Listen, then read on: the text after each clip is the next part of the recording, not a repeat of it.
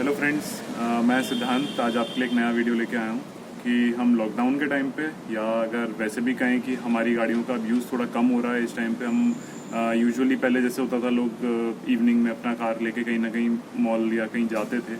अब सबकी गाड़ी बेसिकली घर में ही खड़ी हुई है और हमें कैसे ध्यान रखना है कि हमारी गाड़ी ख़राब ना हो। मेरा ऑफिस होता था तो मैं रोज़ ऑफिस कार लेके जाता था, लेकिन अब क्योंकि घर से काम चल रहा है तो मेरे को नहीं लगता कि काफ़ी लोग ऐसे ही हैं जिनकी गाड़ियाँ अब उतना यूज़ में नहीं रही हैं। पहले जो 30-40 किलोमीटर दिन में चलती थी अब वो हार्डली 5 किलोमीटर चल रही हो तो भी बड़ी बात है। तो मैं यही कहूँगा कि कुछ स्टेप्स जो मैं फॉलो कर रहा हूँ और जो आजकल बड़ी कंपनीज ने तो इवन वीडियोस भी लॉन्च कर दिए इसके ऊपर कि आप कैसे अपनी गाड़ी का ध्यान रखना है। तो मैं कुछ बेसिक स्टेप्स आपको बता रहा हूँ जो मैं फॉलो कर रहा था और मेरे को पूरे लॉकडाउन में इससे कोई इशू फेस नहीं हुआ और मेरी गाड़ी एकदम आराम से चल रही है। तो मैं फ्रेंड्स ये वीडियो स्टार्ट करता हूँ, चलते हैं हम गाड़ी के अंदर। फ्रेंड्स ये हमारी कार बाहर खड़ी हुई है, मैं नीचे पार्किंग से निकाल के ले आया हूँ। मेरे यहाँ नीचे पार्किंग में थोड़ा सा लाइट का इशू रहता है, वहाँ पे उतना क्लियर वीडियो आता नहीं। तो फ्रेंड्स फाइनली हम अपनी कार में आ गए हैं और मैं अब आपको वो स्टेप्स बताता हूँ जो मैं फॉलो कर रहा हूँ लॉकडाउन के टाइम पे भी और वैसे भी, क्योंकि मेरा मूवमेंट अब कार का कम हो गया है। मैं ऑफिस नहीं जा रहा हूँ, घर से काम चल रहा है तो मेरी कार कम यूज हो रही है। सबसे पहला पॉइंट है कि 4 से 5 दिन के अंदर अपनी गाड़ी को स्टार्ट करते रहिए। अनुमान 15 मिनट के लिए गाड़ी को तो स्टार्ट करना है। ऐसा नहीं कि 1 या 2 मिनट स्टार्ट किया और हमने सोच लिया कि हमने कार स्टार्ट कर दी है। ऑल्टरनेटर को, बैटरी को चार्ज करने का थोड़ा सा टाइम दीजिए। उतनी देर में आप चाहो तो कार पे एक डस्टर लेके जाइए नीचे या कपड़ा, जिससे भी आप घर में गाड़ी को साफ करते हो। 15 मिनट गाड़ी स्टार्ट रखिए और अपने डस्टर से पूरी गाड़ी को क्लीन कर लीजिए।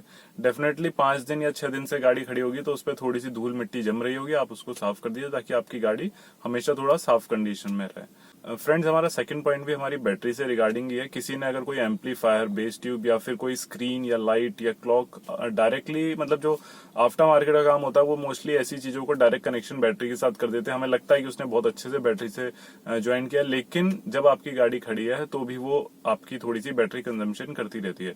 तो कोशिश करिए ऐसी चीजों को थोड़े दिन के लिए डिस्कनेक्ट कर दीजिए, या फिर अगर आप उनको किसी तरीके से पावर ऑफ करा सकते हैं तो उसको ऐसा कर दीजिए कि वो यूज में ना रहे।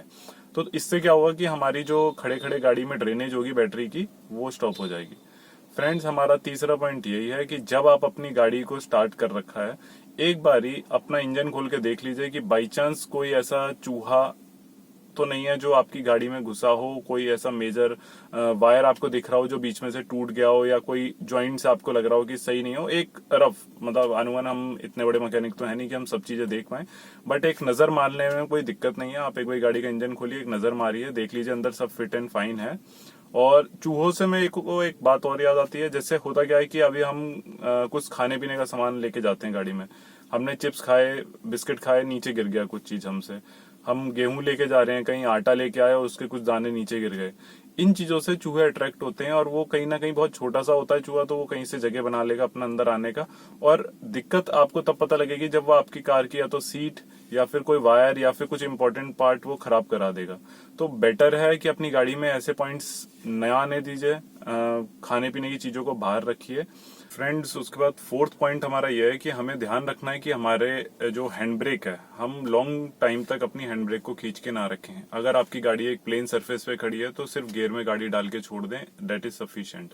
आपको स्टिल लगता है कि कोई दिक्कत है या गाड़ी आगे जाने का डर लग रहा है तो आप छोटी सी एक ईंट टायर के आगे लगा सकते हैं, या किसी 2 टायर के आगे अपनी ईंट लगा दीजिए ताकि आपका ये रिस्क बच जाएगा। इससे हो गया, अगर ज्यादा टाइम तक आपके ब्रेक पैड चिपके रहते हैं आपके हैंड ब्रेक के, तो वो डेफिनेटली कुछ ना कुछ उसमें खराबी आ सकती है और वो अभी नहीं पता लगेगा, बट आगे चके लॉन्ग टर्म में आपको लगेगा कि हाँ मेरी ब्रेक उतनी एफिशिएंट नहीं रही है। तो फ्रेंड्स सिर्फ गियर में डाल के गाड़ी को छोड़ देने से आपका काम चल जाएगा।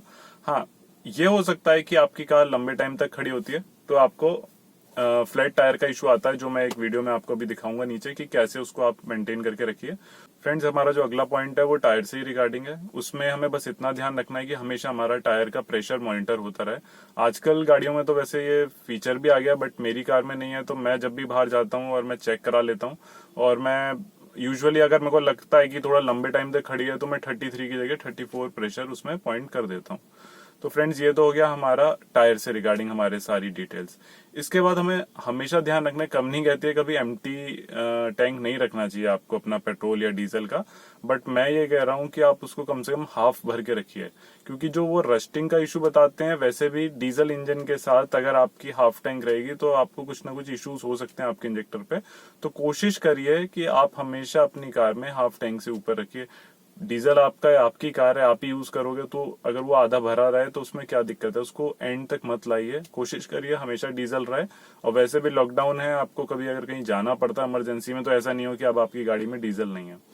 फ्रेंड्स इसके बाद हमें ध्यान ये रखना है कि अगर हमने गाड़ी को बाई चांस वॉश कराया या फिर आपने खुद ही उसको कभी घर पे धोया, उसके जो नीचे हमारे डोर मैट्स होते हैं या फिर कोई ऐसी जगह तो नहीं है जो गीली रह गई और आपने उस नमी वाले मैट को अंदर डाल दिया और गाड़ी को बंद कर दिया, तो ऐसे में फ्रेंड्स फंगस होने का एक डर रहता है, खासकर उन गाड़ियों को जिसमें लेदर या प्योर लेदर तो आजकल नहीं है, लेकिन हाँ लेदर सीट्स हुआ या नापा लेदर भी हुआ, इन पे पानी गिरता है या इन पे पानी की नमी रह जाती है तो फंगस का डर लगेगा। तो आप उन चीज को ध्यान रखिए। फ्रेंड्स अगर आपके पास कोई कवर है तो मैं सजेस्ट करूंगा आप डाल दीजिए, अननेसेसरी कवर खरीदने मत जाइए। जिन लोग की कार पार्किंग में खड़ी है उसको कोई दिक्कत नहीं है, हाँ किसी की बहुत धूप में खड़ी होती है या फिर पेड़ के नीचे और आपको लगता है बारिश चल रही है या पत्ते गिरते हैं या कुछ कभी कभार पेड़ों से कुछ ऐसी चीजें गिरती हैं जिससे गाड़ी के शीशे या उस पर दिक्कत होती है आपको उसके बाद क्लीन करने में, तो मैं सजेस्ट करूंगा कि आप अगर कवर है तो उसको ढक के रखिए।